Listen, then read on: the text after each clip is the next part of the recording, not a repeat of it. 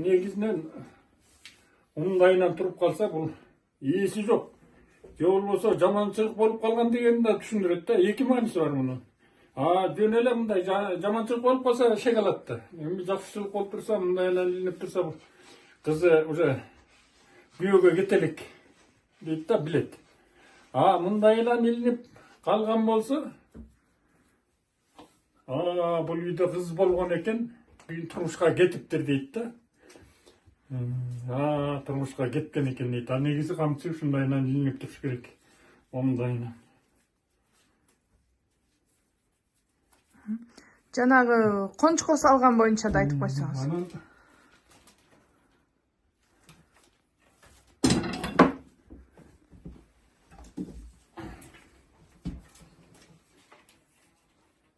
Бұл табылды сапқамчының әке қырғыздың нақты өзінің қамчысы бұл.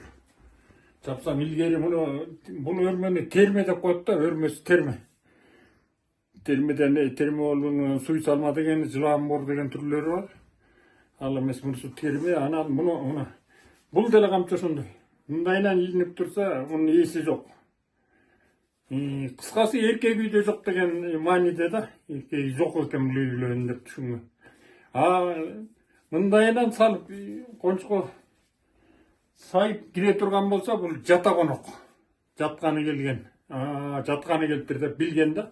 Қамчыны мындай сүйреп алып келген болса, бір жоғының белгісі жаманшылықты. Бірдеме болып келатады. Деген белгіні түсіндірген қамчы. Ореке кекенім үйінен жазылаттан, бұл өзі таннан көй деген, бені ата-бабадан бері қалған деме. Оны олтып, күйістен емесіне жараса, жаза қойылды. Мұның бір чоң қасиеті, Қытайдықы вирус қармайды да, оны вирус қармавайды. Жанында отырған ішіге деле беріп тұрып, атып тұрып, қайра ема қыла берсең, жүз чықы берсе болады да. Мұны негізінен текенім үйінен ғана жазылады. Сөйекпен жазылады. Сөйекпен қарсы ектің емесіне. Арчадан жазаса болады, жазабаса болады да.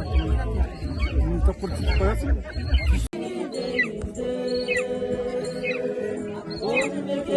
Son